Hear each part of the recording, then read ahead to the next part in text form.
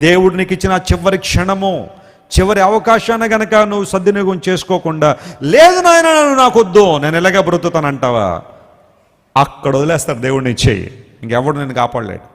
ఏ ఒక్కరు నేను కాపాడలేరు. నీ ధనం, నీ డబ్బు, నీ చదువు, నీ అందం, నీ సొగసు, ఎంతవరకు నువ్వు ఎవరెవరు చుట్టే తిరిగావు, ఏ ఒక్కరు నేను కాపాడలేరు.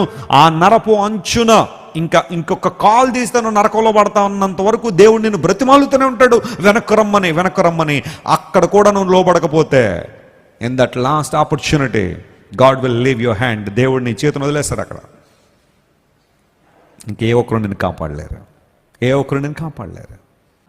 కొంతమందిని తెచ్చి పరిశుద్ధాత్ముడు మాట్లాడుతున్నాడు, నీ చేతిలో ఉన్న ఆ పాపాన్ని వదిలిపెట్టాలి, నీ కాలుతుందని తెలుస్తున్నా కానీ వదిలిపెట్టట్లే నువ్వు.